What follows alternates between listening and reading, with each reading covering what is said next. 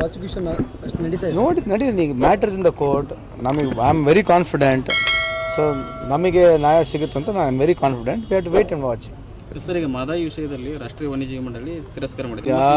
ಅದನ್ನು ನಾವು ಈ ಕಡೆ ಒಂದು ನೀವು ಕೇಳಿರ್ತಕ್ಕಂಥ ಪ್ಯಾಟಿ ಅವರೇ, ನೀವು ಕೇಳಿರ್ತಕ್ಕಂಥ ಪ್ರಶ್ನೆಗೆ ಅದಕ್ಕೆ ಕೊಟ್ಟಿದ್ದಾರೆ ಇದಕ್ಕೆ ಕೊಡಬಾರ್ದು ಅಂತ ನಾವು ಹೇಳಲ್ಲ. ಈಗ ಕೊಟ್ಟಿದ್ದಾರೆ ಕೊಡಲಿ, ಇದಕ್ಕೆ ಯಾಕೆ ಕೊಟ್ಟಿಲ್ಲ ಅಂತ ಕೇಳ್ತಕ್ಕಂಥ ನಮ್ಮ ಪ್ರಶ್ನೆ ಇದೆ. ಅದು ನೀವು ಕೇಳಿಲ್ಲ ಪ್ರಹ್ಲಾದ್ ಸಾಹೇಬರಿಗೆ. ಅಲ್ಲ ಸರ್, ಈಗ ಮೋದಿ ಅವರು ಕೂಡ ಆ ಕರೆಂಟ್ ಸಂಬಂಧಪಟ್ಟಂಗೆ ಪತ್ರ ಬರೀತಾರೆ, ಮಹದಾಯಿಗೆ ಯಾಕೆ ಎಂಟರ್ ಆಗೋದಿಲ್ಲ? ನೀವು ಅದನ್ನ ಕೇಳ್ಬೇಕು, ನೀವು ಕೇಳ್ಬೇಕು, ನಮ್ಮನ್ನು ಅದೇ ಹೇಳ್ತಿರೋದು.